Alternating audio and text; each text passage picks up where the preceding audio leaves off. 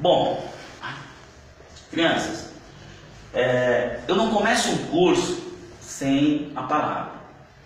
Isso já virou uma rotina dentro dos treinamentos da quarta-feira. E a palavra de hoje é como anda a sua imagem profissional. Qual o seu nome? Gabriel. Gabriel, como anda a sua imagem profissional? Qual o seu nome? Eliésio. Como anda, Eliésio, a sua imagem profissional? E o senhor, qual o seu nome? Final. Seu Reinaldo, quantos anos o senhor tem? 52. 52 anos numa sala de aula. 58 numa sala de aula. Parabéns. Eu fico muito feliz, em dar aula para o senhor.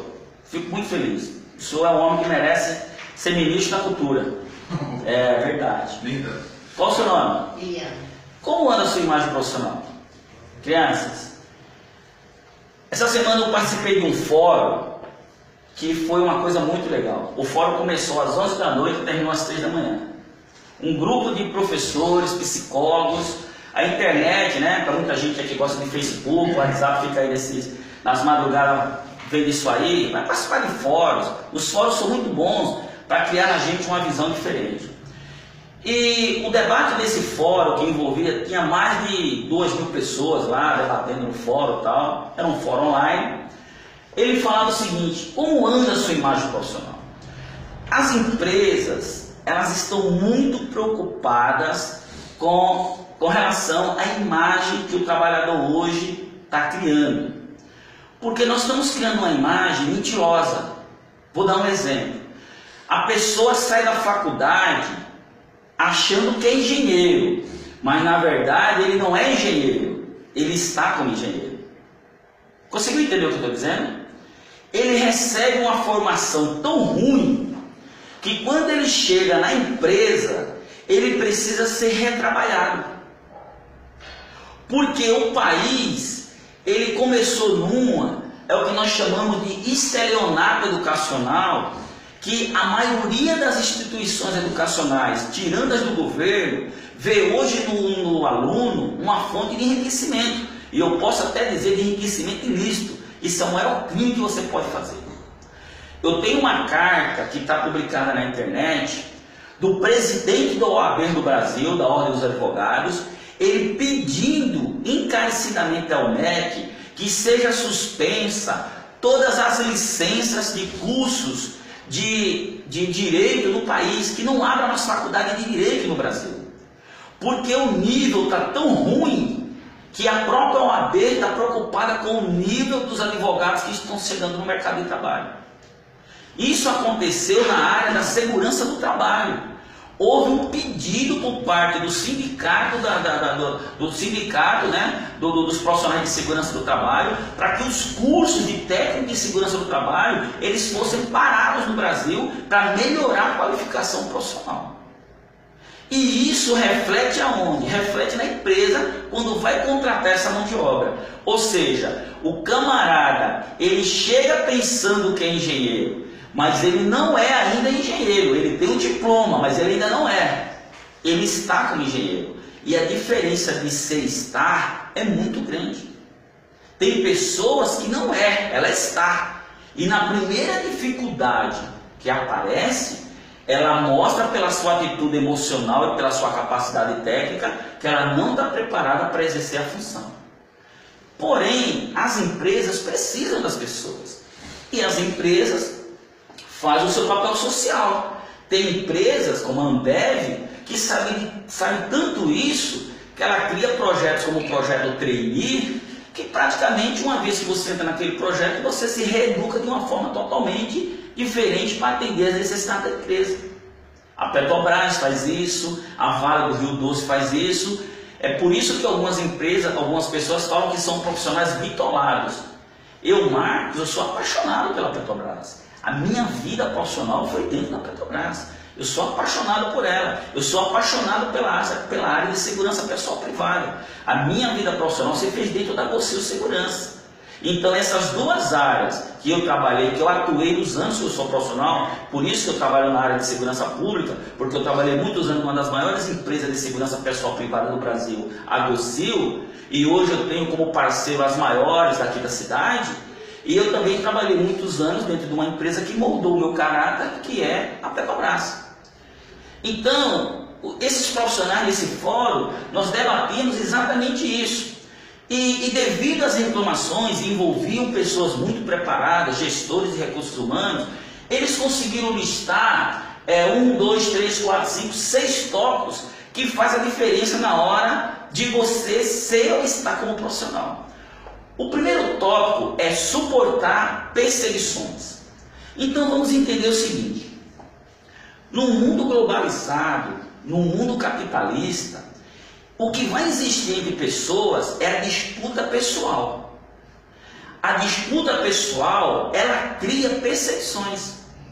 O outro sempre vai estar procurando entender como a tua cabeça funciona para que ele possa fazer melhor do que você. Um grande exemplo disso está no mundo digital. Dá uma olhada lá no YouTube, a quantidade de pessoas que falam sobre marketing digital. Um é formado nisso, outro é formado naquilo, outro é pós-graduado nisso, outro é pós-graduado naquilo, cada um tentando fazer melhor que o outro. E isso gera o quê? Gera uma perseguição.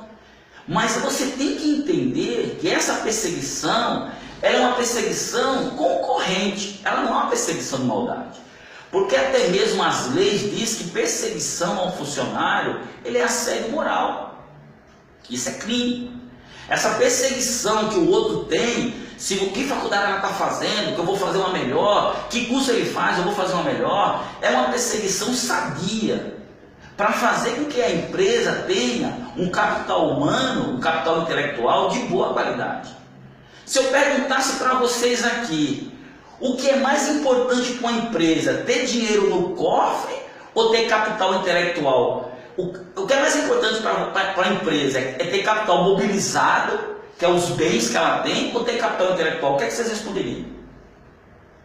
Os dois. Os dois, eu posso dizer que uma empresa sem dinheiro sobrevive. Uma empresa sem dinheiro sobrevive. Empresas formadas por capital intelectual como a Petrobras, ela nunca vai fechar as portas. Agora a empresa fecha as portas com dinheiro, mas sem gente inteligente. O capital intelectual ele é muito mais importante numa empresa do que o dinheiro. Porque com capital intelectual você gera dinheiro. Agora dinheiro sem capital intelectual ele não sai da gaveta. É por isso que uma empresa que trata seus funcionários como cachorro, ela está fadada à falência. O bem mais valioso que uma empresa pode ter são pessoas. Não é carro, não é máquina, não é nada, é as pessoas. Porque não adianta ter uma máquina de última geração se não tiver pessoas intelectuais para trabalhar com ela. Sabe quem está sofrendo muito com isso? Transportadora. As grandes transportadoras comprando esses caminhões novos, com esse sistema de rastreamento. Você tem ideia quanto a Júlio Simões gasta para treinar motorista para aprender a dirigir aquelas carretas? De acordo com o que precisa do sistema de rastreamento, de intertravamento. Essa semana eu vi que uma empresa aérea aqui do Brasil, uma empresa aérea brasileira, formou a primeira turma de piloto mulher, valorizando o trabalho intelectual das mulheres. Então veja que o capital intelectual está sendo muito explorado. O segundo tópico é suportar a rejeição. Todo mundo que é perseguido também é rejeitado. Mas por que você é rejeitado? Aí essa rejeição, ela vem de fora para dentro da empresa. Os pais, com essa mania de querer ser Deus, criar os filhos no amor incondicional, criam verdadeiros bichos. E esses bichos que eles chamam de filho, ele quer que eu, Marcos empresário, tenha dentro da minha empresa. E eu não vou ter. Hoje, você conviver com um jovem dentro de uma empresa é a pior coisa que pode existir. Você conviver com esses jovens aí que está aí fora, dentro do mercado fora, e trazer para dentro da sua empresa, é a pior coisa que pode existir. Eles são mal educados, eles se vestem mal, eles não são preparados psicologicamente para o não, eles arrumam confusão e muitos não têm responsabilidade nenhuma, culpa dos pais. Porque eles não aprendem dentro de casa nenhum princípio de sociabilidade. E aí as pessoas acham que é professor que ensina isso em sala de aula. O professor não tem obrigação nenhuma de ensinar educação. Quem ensina educação é pai. O professor tem obrigação de ensinar conhecimento técnico. Eu não tenho obrigação nenhuma. Você tem filhos? Eu não tenho obrigação nenhuma de ensinar socialidade ao seu filho. Isso quem ensina é você. Aí você quer que eu aceite essas pessoas dentro da minha empresa. Com certeza ela vai ser rejeitada. E os psicólogos, o pessoal ligado à área profissional, de marketing profissional, eles têm visto que uma boa parte da rejeição de pessoas dentro da empresa, ela parte do princípio da falta da sociabilidade e da falta da adaptabilidade profissional. Eu não sei se os senhores sabem, a adaptabilidade profissional é a chave para o sucesso. Uma pessoa que não se adapta profissionalmente, com certeza ela vai ser rejeitada pelo mercado de trabalho. Existe uma frase na oficina de uma empresa que eu gosto muito dessa frase. Ela diz assim: contratado pelos seus excelentes currículos e demitido pela sua falta de adaptabilidade. Tem pessoas que é cheio de diploma, mas não consegue conviver com pessoas. E tem pessoas que não conseguem conviver porque são ignorantes mesmo como pessoa. Foi criado um ambiente totalmente podre. E esses pais querem que o governo gere emprego para essas pessoas. O governo não vai fazer milagre, porque educação profissional é função do governo, mas educação moral, cultural, ética e legal é função dos pais. Certo? Aí nós partimos por suportar o sentimento de culpa. Vamos falar das profissões de baixa cultura. O que é uma profissão de baixa cultura? A profissão de baixa cultura é a profissão que não precisa de nível superior para você exercê-la. Então, por exemplo, uma pessoa que não precisa passar por um curso de nível superior para exercer uma profissão, essa profissão é chamada baixa cultura. Então, quando você vê alguém dizer que você é um profissional de baixa cultura, ele não está dizendo que você é um ignorante. Ele está dizendo que você não precisa de um curso superior para exercê-la. Vou dar um exemplo. O engenheiro civil, ele não é um profissional de baixa cultura. Porque para ser engenheiro civil, você precisa do quê? Você precisa de uma faculdade, um curso de engenharia civil. O médico não é. Então, qualquer profissão, jornalista de baixa cultura, não é. Ninguém é jornalista sem passar por uma faculdade. Entendeu? Uma nutricionista de baixa cultura, não. Ninguém é nutricionista sem passar por uma faculdade. Fora qualquer outro curso desse, que não precisa do nível superior, ele é considerado, aliás, é nível superior e técnico, tá? Me perdoe, é nível superior e técnico. Qualquer profissional que não tenha nível superior, ou ele não precisa do nível técnico para exercer a sua função, ele é considerado baixa cultura. Então, a profissão de baixa cultura, ela gera nas pessoas a própria rejeição dela. Eu sinto que quando as pessoas vêm aqui na escola comprar uma matrícula, e ele trabalha aí como, por exemplo, varredor de rua, ele já entra pedindo licença da hora que ele chega no portão da escola até a hora que ele chega na minha sala. Mas a licença que ele pede não é uma licença de educação, ele pede uma licença de aceitação. É como se ele estivesse dizendo assim: professor, o senhor permite eu estudar na sua escola porque ele é um varredor de rua, porque ele é um gari, porque ela é uma faxineira, porque ela é uma empregada doméstica, porque ele é um porteiro, porque ele é um vigilante. E isso é uma coisa errada. O mundo, ele é diverso. Você já pensou se o mundo fosse só de engenheiros? Como ficaria? Vocês já pensaram na possibilidade de uma cidade ficar 15 dias sem coleta de lixo? Olha quando acontece a greve dos garis, a loucura que vira, a sujeira que vira. Eu digo que se os garis passar um mês sem coletar lixo, A cidade de Mogi das Cruzes terá uma epidemia de doenças infecciosas contagiosas extremamente grave, porque todo tipo de proliferação de rato, inseto e bicho vai acontecer nessa cidade. Então isso quer dizer que, tecnicamente, a profissão da baixacultura, ela simplesmente incentiva o cara a estudar, mas dentro da sociedade toda a profissão tem seu valor. Foi por isso que eu fui contra a greve dos caminhoneiros, não pelos caminhoneiros ter sido feito greve. Eu fui contra pelas pessoas dar um valor tão grande à profissão caminhoneiro e desprezar outras. Eu nunca vi ninguém apoiar a greve do gari. Eu nunca vi. E qual é a profissão mais importante, um caminhoneiro ou um gari? Não existe importância na profissão.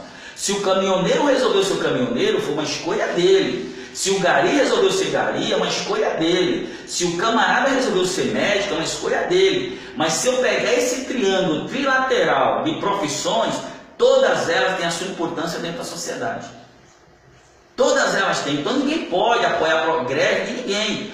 Nós podemos apoiar a greve sim pela questão de uma melhoria na profissão, mas não dizer que os caminhoneiros são coitadinhos, que os caminhoneiros são isso, são aquilo, porque se eu for olhar para os médicos também, eles estão vivendo a mesma situação. E quer saber o que é ser médico? Estuda na faculdade de medicina. Mas eu não estou aqui falando dos caminhoneiros, nós estamos falando de profissão de baixa cultura. Então, qual é a culpa que a sociedade tem de vocês estarem num curso de porteiro? Eu posso ver pela idade dos senhores, que os senhores eram para estar agora na faculdade fazendo uma pós-graduação e pela idade até um doutorado. Mas devido às escolhas dos senhores, que com certeza para estar aqui não foram escolhas muito certas, os senhores estão agora pagando o preço por ter escolhido errado. Agora a pergunta é a seguinte: qual é a culpa que a sociedade tem de os senhores virarem porteiro?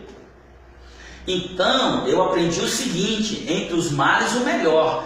Já que você não conseguiu ser engenheiro e agora está se transformando em porteiro, que você seja o melhor porteiro que pode existir. É o que Paulo disse: transforme-se para ganhar. Deu para entender? Aí nós partimos por suportar a família. Uma peça-chave em tudo isso chama-se família na questão gestão-profissão. Meu filho, se você é solteiro e não tem uma profissão que pode dar glamour à sua família, pense bem antes de casar. Porque a tua esposa não é a tua mãe. A sua mãe, ela vive sem o micro-ondas, ela vive sem a máquina de lavar, ela vive sem o Wi-Fi, ela vive sem alguns modismos da sociedade. Mas com certeza, essa pessoa que agora vai entrar na tua vida como tua esposa, ela não vai viver sem isso.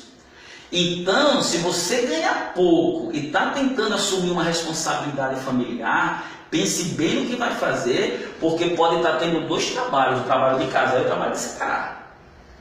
É verdade. Hoje, uma pessoa fica louca se ela não achar o Wi-Fi no celular dela. Uma pessoa fica louca se ela não tiver acesso à internet, ela fica doida. E se ela depende do marido para dar esse conforto a ela, e ele não tem essa condição, eu acho muito difícil um casamento desse ir à frente.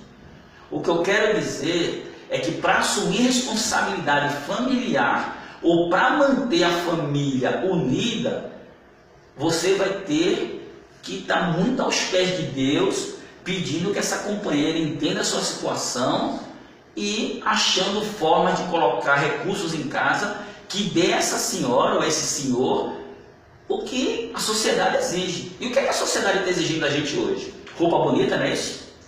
Roupa bonita, cabelo bonito, sapato bonito, celular da moda, carro importado, não é isso que a sociedade... São os moldes da sociedade. Então, você que é jovem, que está me ouvindo, que está aqui na sala de aula, você pense bem antes de você assumir um compromisso familiar. Porque se você não tiver uma profissão que dê à família tudo isso que ela pede, você pode estar correndo um sério risco de casar e separar. Isso, pessoal, os psicólogos, na hora que fizeram o fórum, eles analisaram pelas entrevistas de emprego, quando o cara pergunta assim: você é separado? Eles disseram com a boa parte das perguntas, bem assim: sou. Qual o motivo? Ah, eu fiquei desempregado e a minha mulher, meus filhos não segurou a onda. Então eles viram isso como sendo um ponto-chave, suportar a família, ou a família suportar você, tá certo? Uma outra coisa que eles falaram é o seguinte: rejeitar os moldes da sociedade. O que é rejeitar os moldes da sociedade? Tome cuidado com essa sociedade que te aceita, porque a mesma sociedade que te aceita, ela te rejeita. Vamos falar, por exemplo, da tatuagem.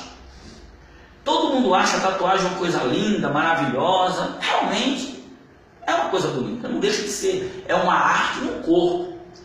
Porém, algumas empresas se recusam a contratar pessoas que têm tatuagens expostas. O que é uma tatuagem exposta? É aquela tatuagem que nenhuma roupa consegue cobrir.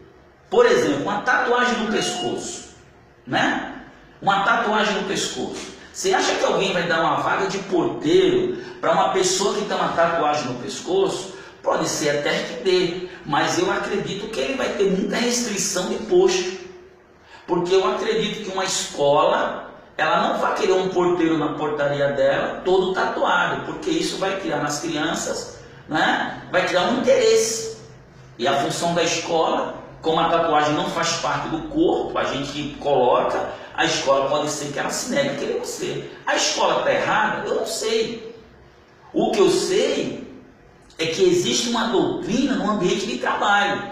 E essa doutrina, ela é desde o processo de contratação até o processo de estabelecimento da pessoa dentro do local de trabalho.